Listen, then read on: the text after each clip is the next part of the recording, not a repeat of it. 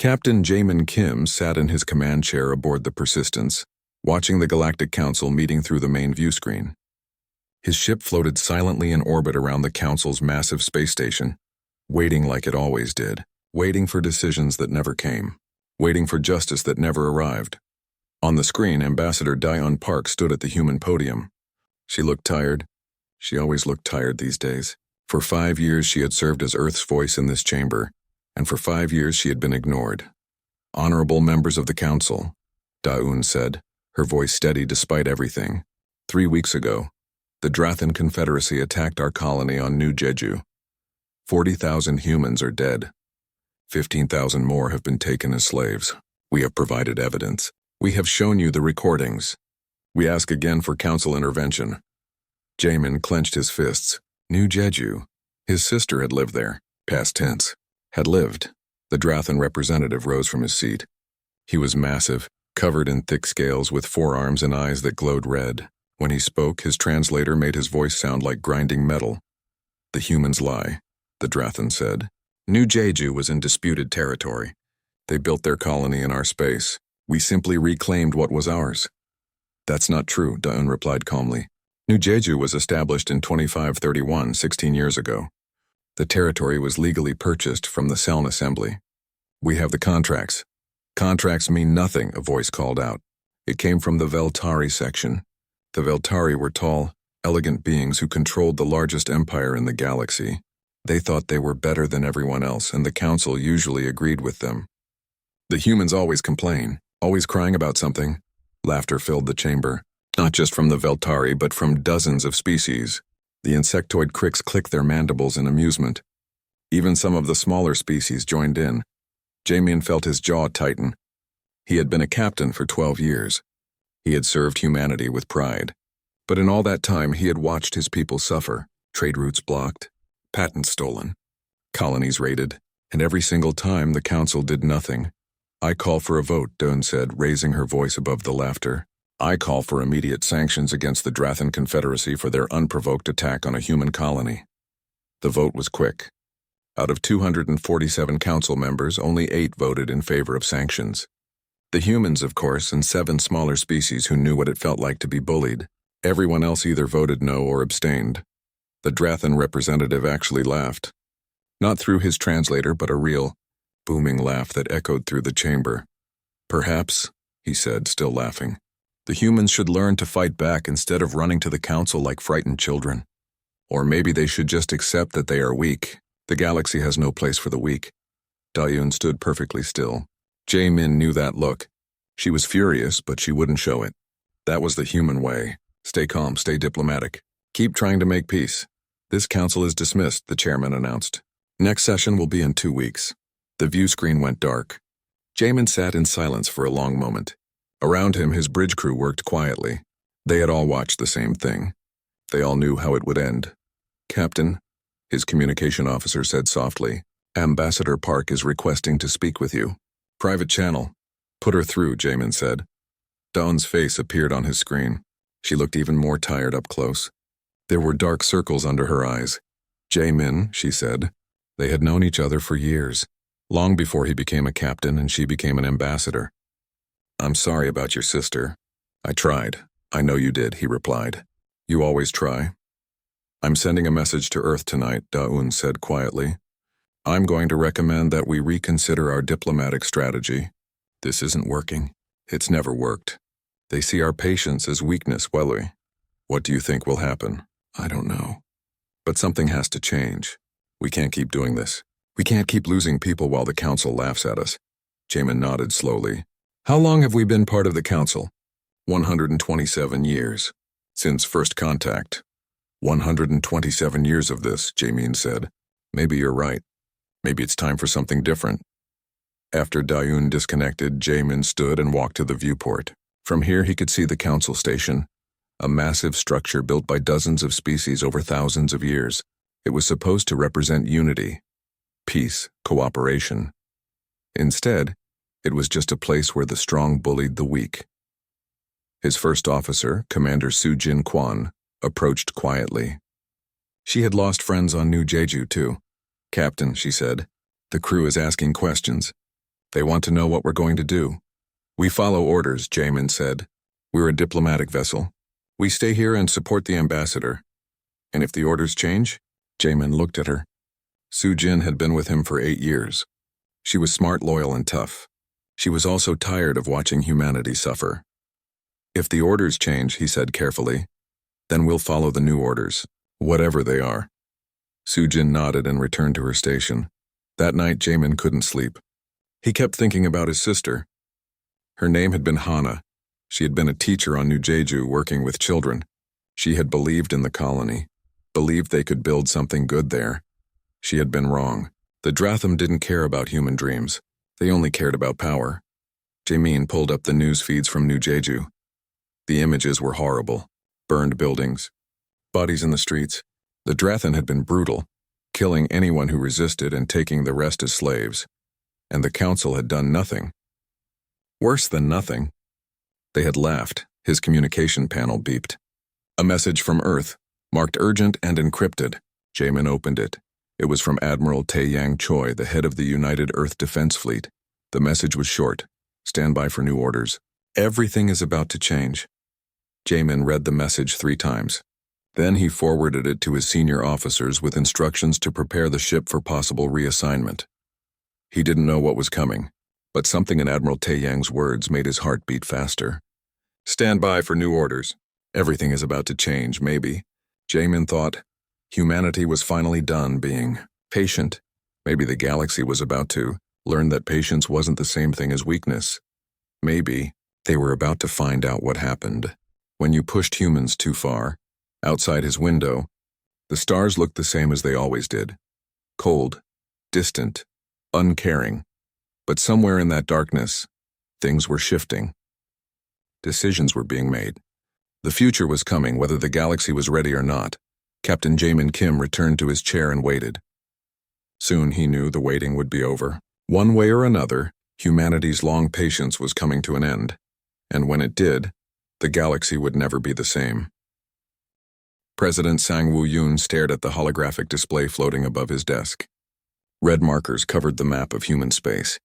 Each one represented an attack. Each one represented lives lost. The latest marker had appeared 3 hours ago. The medical station orbiting Titan, 2,000 people, doctors, nurses, patients, all dead. The Drathan again? He asked. General Bo-Ra Han stood at attention nearby. She was the head of Earth's Special Operations Command, a woman who had spent 30 years protecting humanity from threats both foreign and domestic.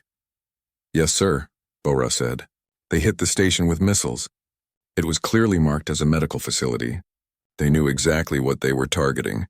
Sang-woo closed his eyes.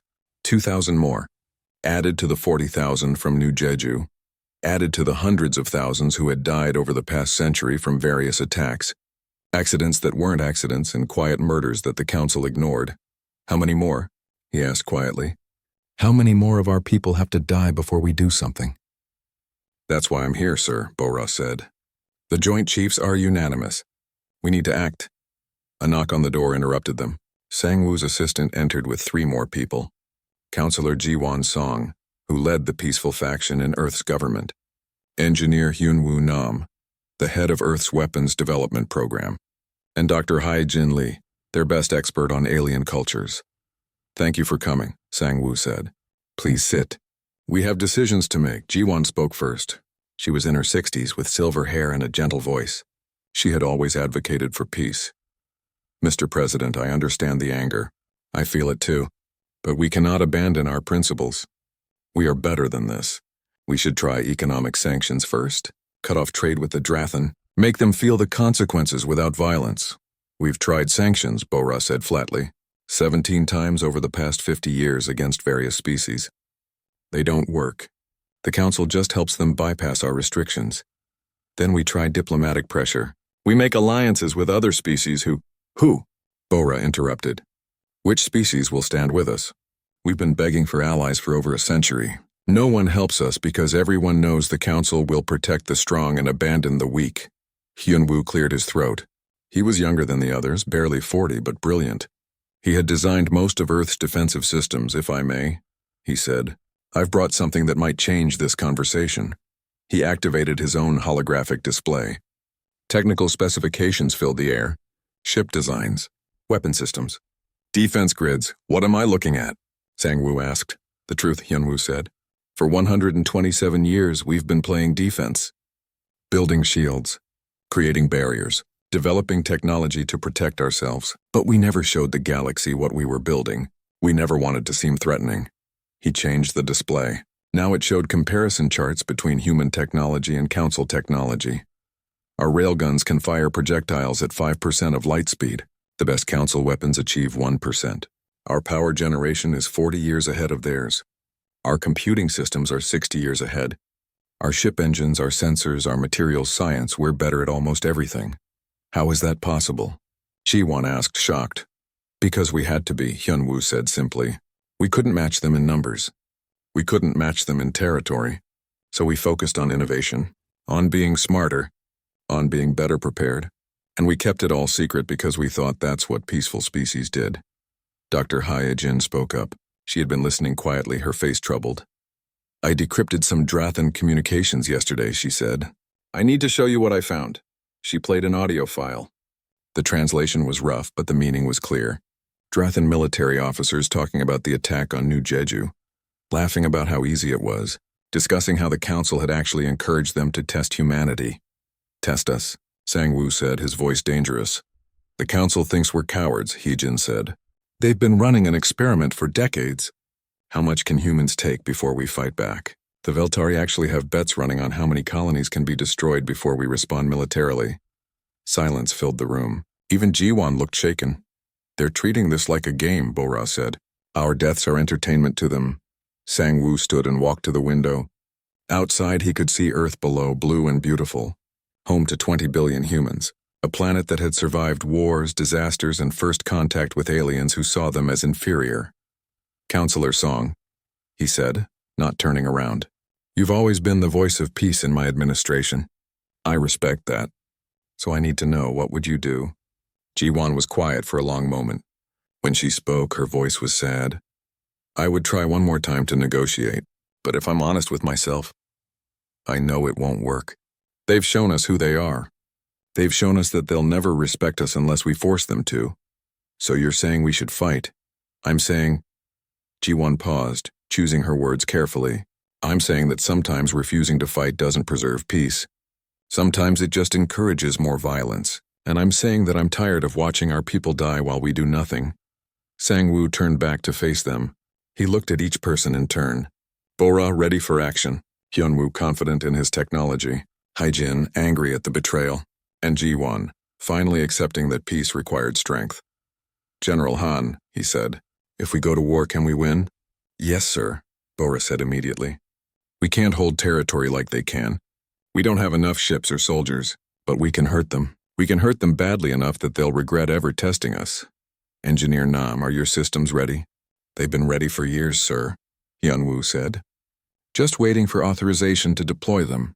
Sang-Woo walked back to his desk. He pulled up a document that had been prepared months ago, sitting in a secure file waiting for this moment. This is Declaration 7, he said. It authorizes the full deployment of Earth's military forces in defense of human lives and territory. It recalls all our ambassadors. It ends our participation in the Council. And it gives our military command full authority to respond to any attack with appropriate force. He looked at them again. If I sign this, everything changes. We stop being the galaxy's victim. We stop begging for help. We start protecting ourselves. But we do it our way. We don't become monsters. We don't commit genocide. We don't enslave. We fight with honor even if our enemies don't. Agreed? Everyone nodded. Dr. Lee, prepare messages for all human citizens in Council space. I want them evacuated within 48 hours. Yes, sir. Engineer Nam, authorize the deployment of all military technology. Everything we've been holding back. It's time the galaxy saw what we can really do. Understood, sir. General Han, take command of military operations. Your first priority is the safe return of our people enslaved by the Drathan. Your second priority is making sure they never attack us again.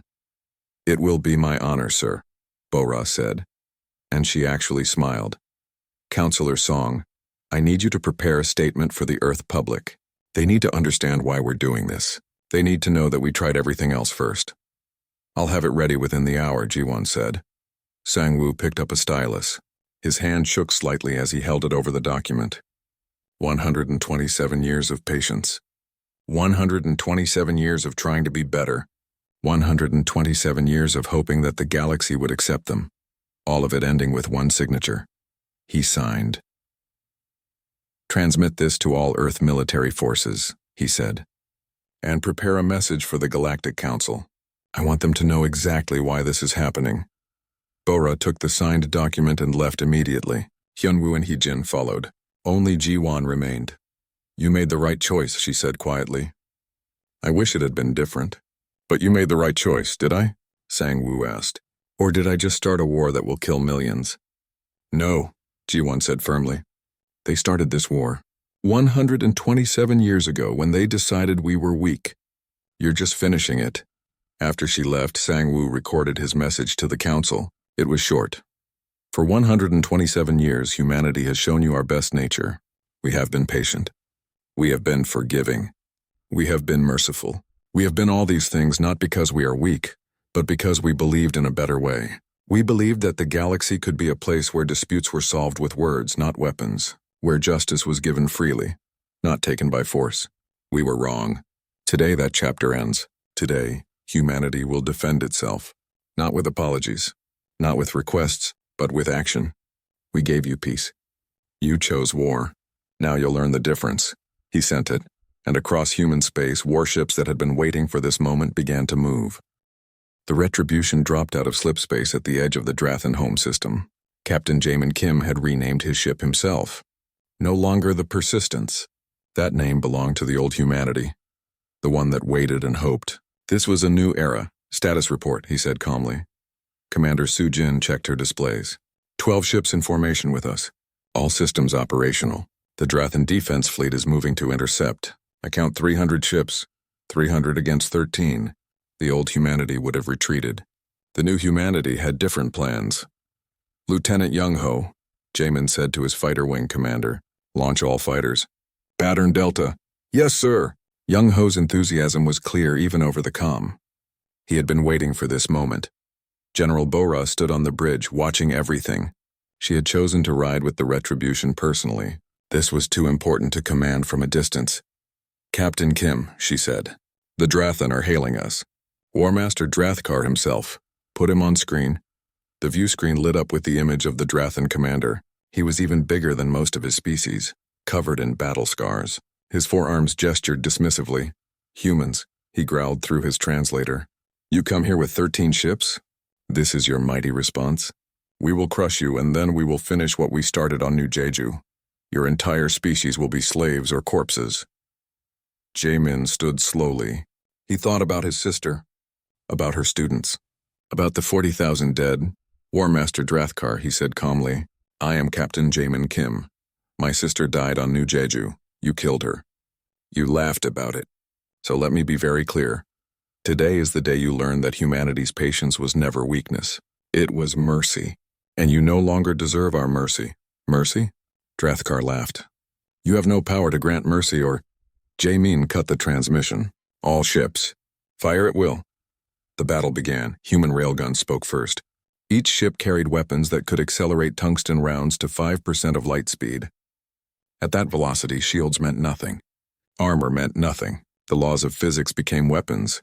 The first salvo hit the Drathan fleet like the hand of an angry god. 20 ships simply disintegrated. 20 more suffered critical damage. The Drathan hadn't even raised their shields yet because they didn't think they needed to. They're scattering, Soo-jin reported. No, wait. They're reforming. Attempting to surround us. Let them try, General Bora said. Show them the fighters. Lieutenant Young-ho's squadrons were already moving. Human fighters were small, fast, and carried G-force compensation technology that would kill any other species pilots. Young-ho could pull maneuvers that looked impossible, because to anyone else they were impossible. His fighters hit the Drathan formation like a swarm of angry hornets.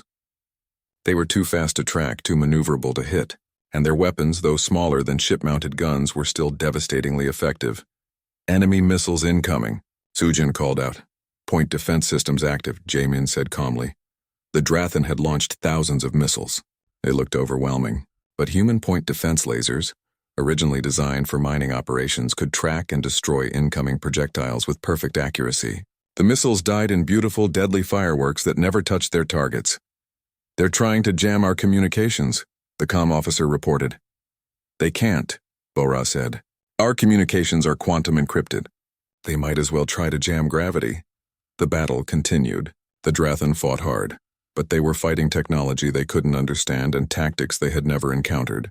Human ships moved in perfect coordination, each one acting as part of a larger whole. When the Drathan tried to focus fire on one ship, the others would shift positions and strike from new angles. "We've destroyed 150 enemy vessels," Sujin reported. "Another 100 are damaged. They're starting to retreat." "Don't let them," Jamin said. "Any ship that retreats might regroup and attack human colonies later. We end this here. Today." It was brutal. It was necessary. And it was over in 17 minutes. When the shooting stopped, the Drathan fleet was gone. Only one ship remained, fleeing toward the inner system. Jamin let it go. Someone needed to carry word of what happened here. "Hail all Drathan frequencies," he ordered. When the channel opened, Jamin spoke clearly. "This is Captain Jamin Kim of Earth. You attacked New Jeju. You killed 40,000 of my people. You enslaved 15,000 more. You laughed when we asked for justice. This is what happens when humanity stops laughing with you. You have 48 hours to return every human slave. If you refuse, or if you harm even one of them, I will come to your homeworld, and I will show you what real war looks like. This is your only warning." He closed the channel and turned to Bora. "General, prepare the orbital platforms. If they refuse, we'll need them ready to deploy." Bora nodded. "They'll refuse. Drathkar is too proud." She was right. 24 hours later, the Drathan response came. They executed 1,000 human slaves on live broadcast to show they didn't negotiate with terrorists. Jamin watched the broadcast. Each death, each face. He memorized them all. These deaths would be the last deaths the Drathan caused. "He would make sure of it, General," he said quietly. "Deploy the platforms." The orbital platforms were Engineer Hyunwoo's masterwork. Not nuclear weapons, not biological weapons, just pure mathematics and physics made terrible. Tungsten rods, each one 20 feet long and 2 feet wide, carried into high orbit above the Drathan homeworld. When released, they would simply fall. Gravity would accelerate them. The atmosphere would heat them, and when they hit the ground, the kinetic energy would be equivalent to a nuclear weapon. But unlike nuclear weapons, they created no radiation, no fallout, no lingering poison, just instant terrible destruction targeted with perfect precision. "Targets locked," Sujin reported. 6 Drathan military installations. No civilian populations within the blast zones. "Fire," Jamin said. The rods fell. From orbit, they looked like shooting stars. Beautiful, peaceful. But when they struck the Drathan homeworld, each impact created a crater half a mile wide. 6 military bases, including the central command where War Master Drathkar coordinated his forces, simply ceased to exist. 2 million Drathan military personnel died in seconds. 0 civilians.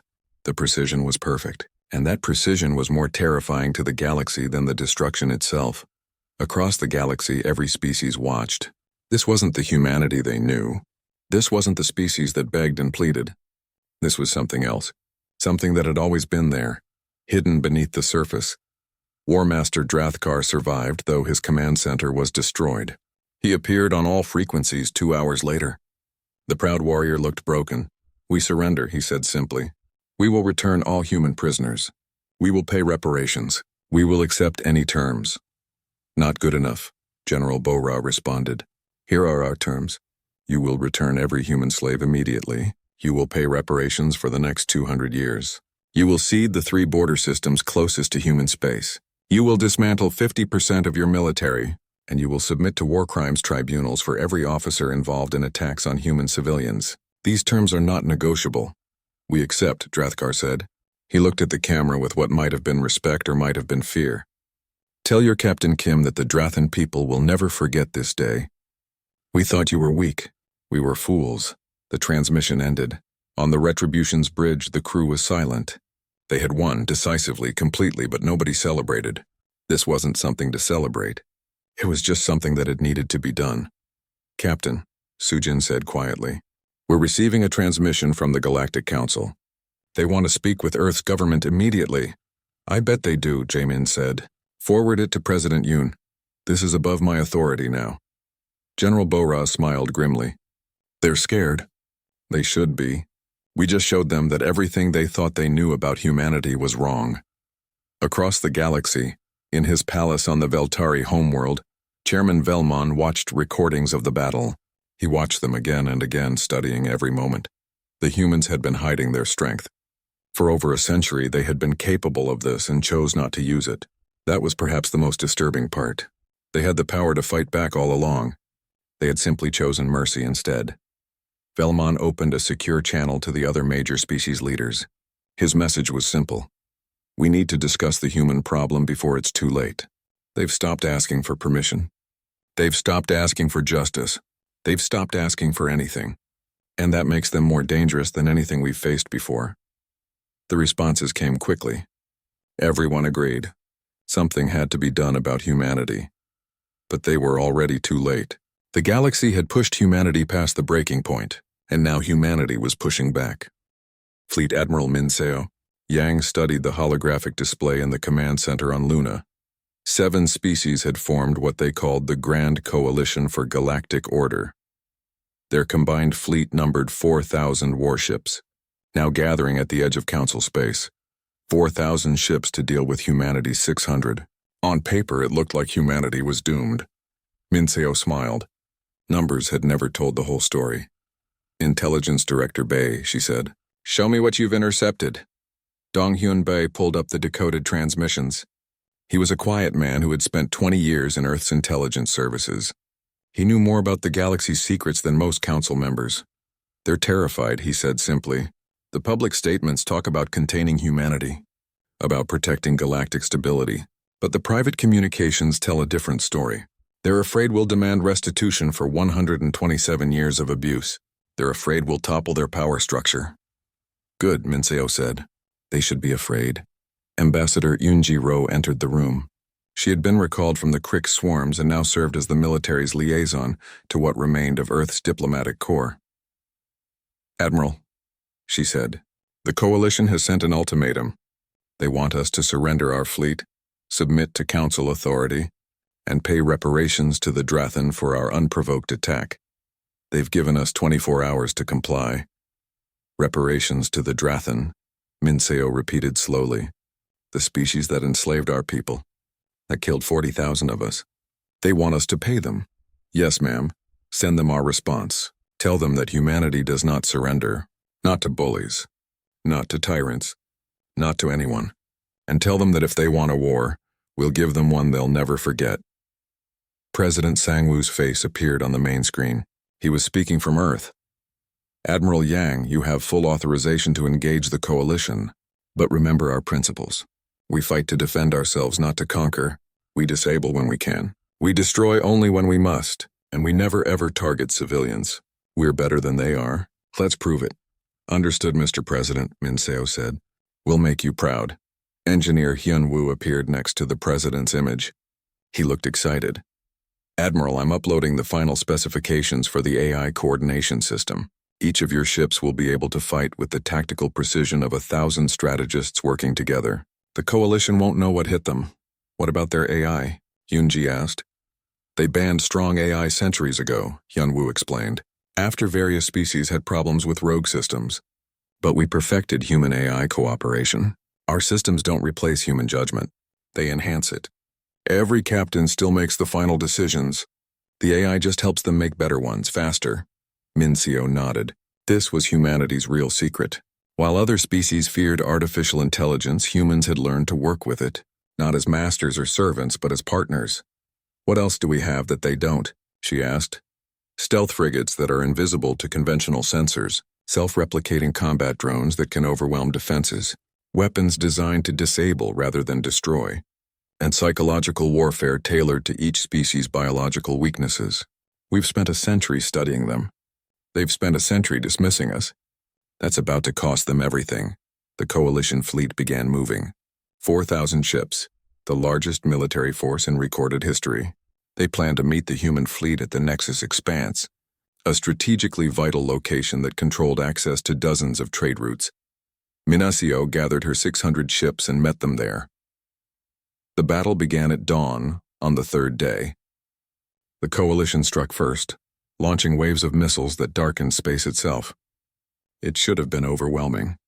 It should have been the end of humanity's resistance. Instead, human point defense systems carved through the missile storm like it was nothing. While the coalition wasted ammunition, human ships moved into optimal firing positions. All ships, Minseo broadcast, Pattern Omega, show them what precision looks like. The human fleet split into dozens of smaller groups. Each group moved with perfect coordination, attacking from multiple angles simultaneously.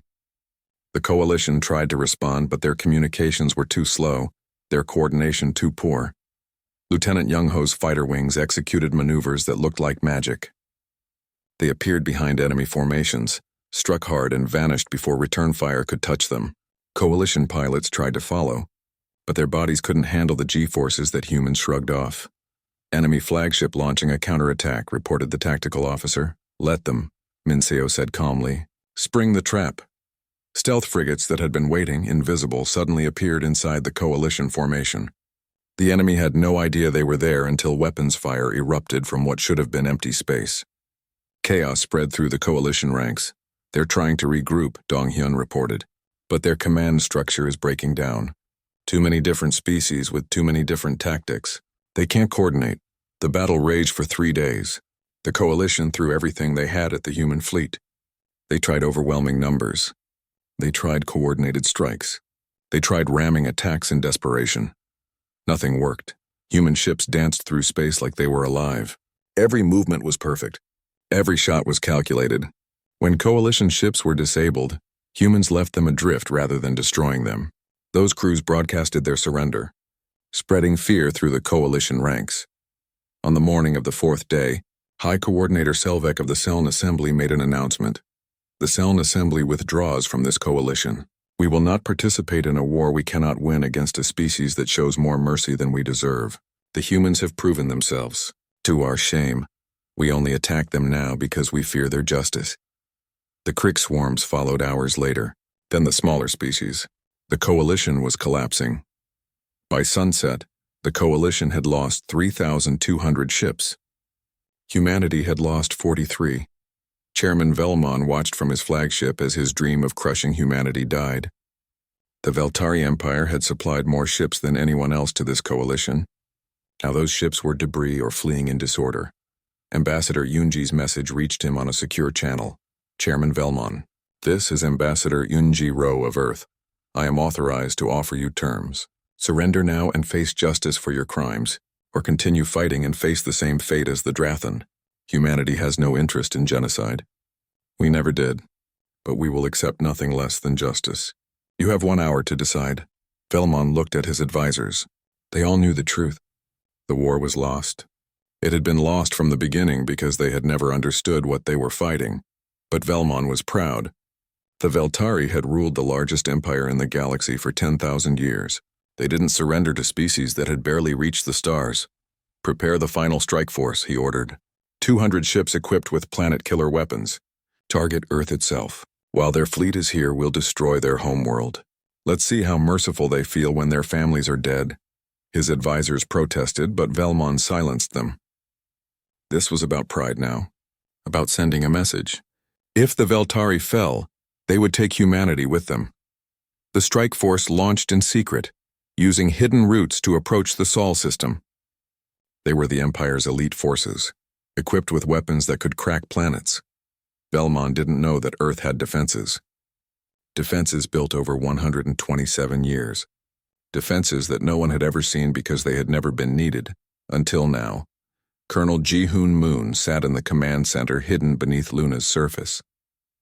His job was planetary defense, a position that had always seemed unnecessary. After all, no one had ever attacked Earth directly. Today that changed. Contact, his sensor officer reported. 200 ships entering the system. Veltari signatures. They're carrying planet killers. Ji-hoon had trained for this moment his entire life. He had hoped it would never come, but he was ready. Activate all defense systems, he ordered calmly. Let's show them why you don't attack Earth. The Veltari strike force never reached Earth. They never even got close. Defense platforms hidden in the asteroid belt opened fire first. Hundreds of them, each one carrying railguns that could hit targets millions of miles away. The Veltari ships died in the outer system, torn apart by weapons they never saw coming. The ones that survived ran into the next layer of defenses: moon-based mass accelerators, orbital mirror networks that focused solar energy into beams that could melt through any armor, electromagnetic weapons that used Jupiter's massive magnetic field to create space-time distortions. Dr. Young-Mi Shin, who had designed these systems, watched from her station.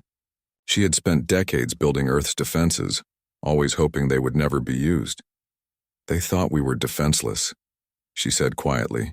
"They thought we put all our resources into exploration and diplomacy. They were so wrong. Of the 200 ships that attacked Earth, none survived." The battle was visible from the surface as brief stars flaring in the night sky. But Earth itself remained untouched. When Chairman Velmon learned that his final gambit had failed, that even Earth's defenses were beyond anything the Council had imagined, he finally understood. Admiral Taeyang Choi stood in the Great Hall of what used to be the Galactic Council chambers. The room was different now. The old hierarchy of seats with the powerful species elevated above the weak had been torn down. In its place were simple chairs arranged in a circle, no one higher than anyone else. Before him sat Chairman Velman and dozens of other leaders who had participated in attacks on humanity or encouraged others to do so. Behind Taeyang stood representatives from every species in the galaxy, here to witness justice. "Chairman Velmon," Taeyang said formally, "you are charged with conspiracy to commit genocide against humanity.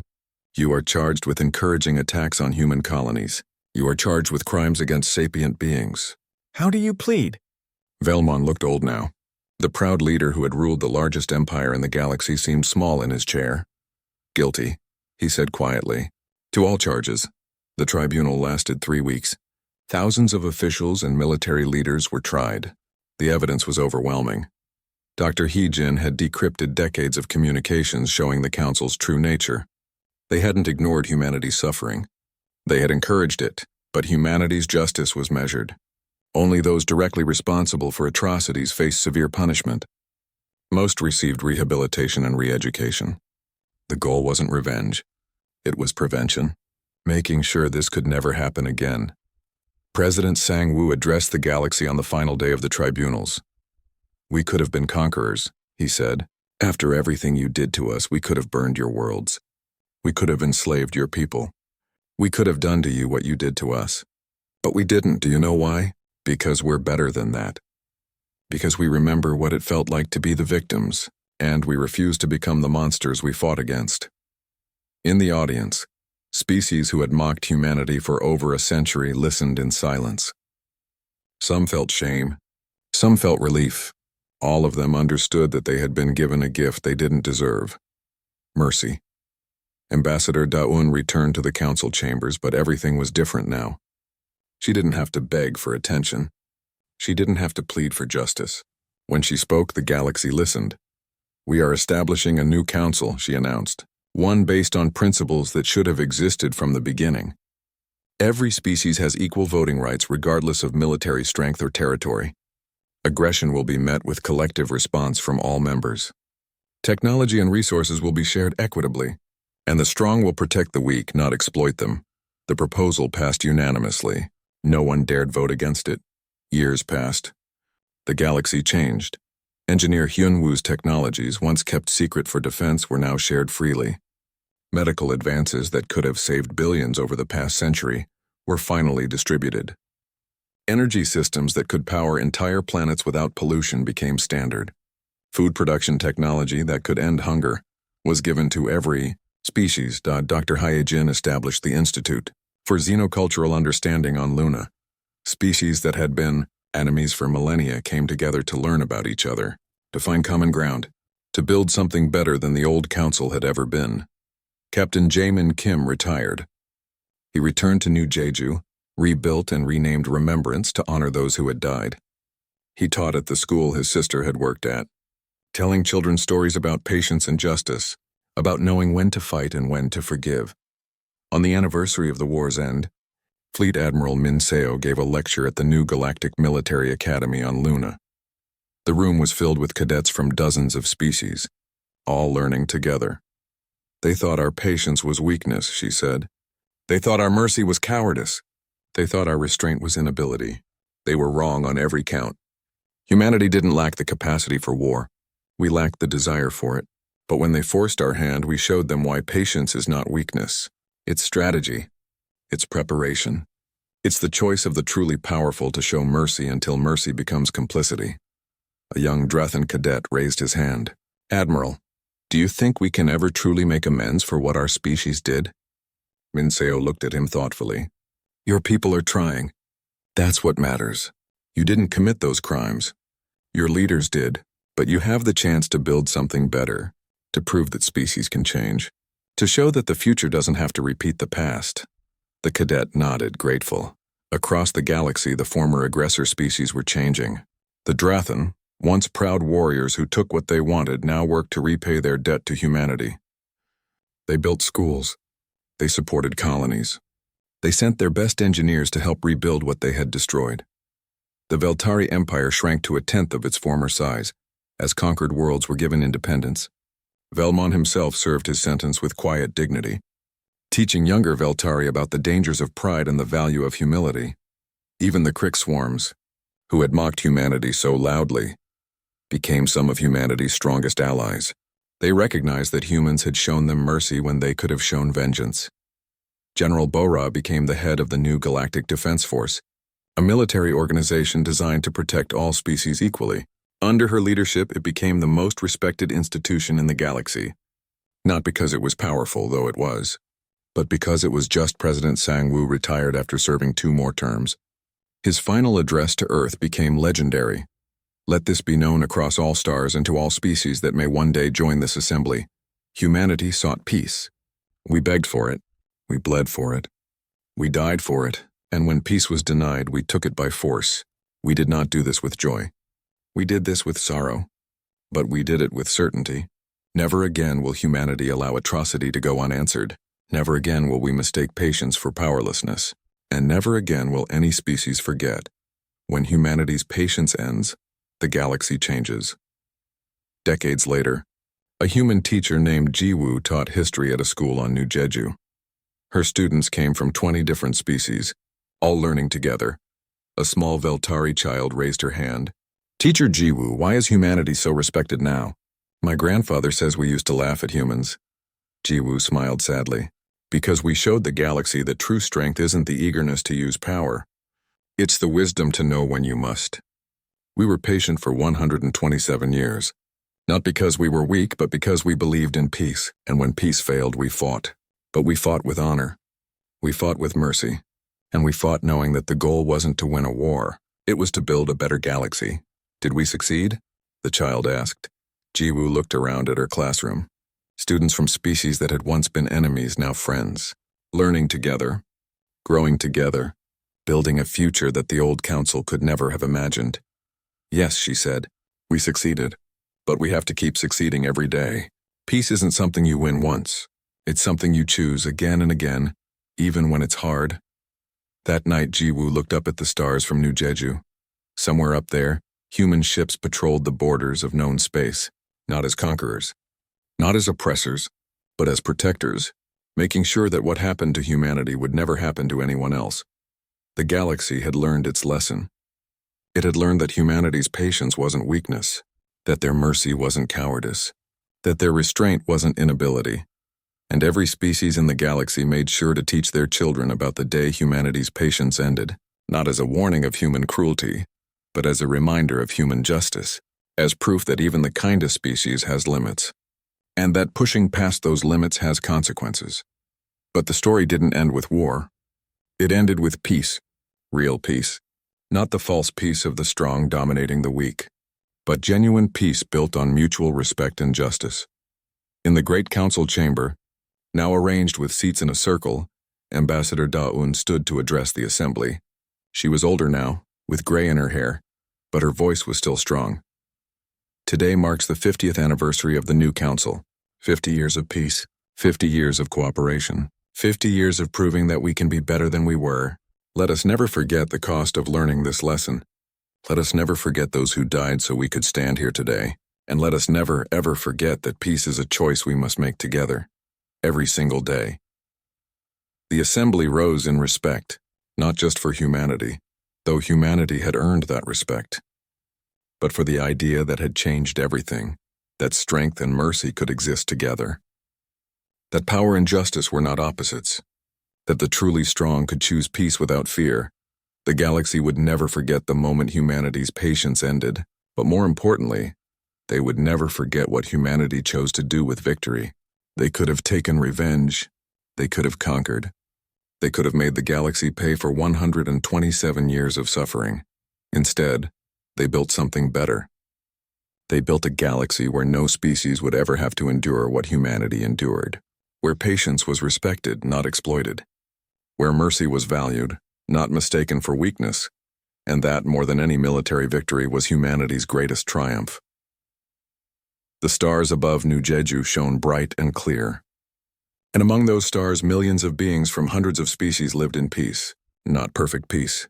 There were still disputes and disagreements. But they were solved with words and law, not weapons and war.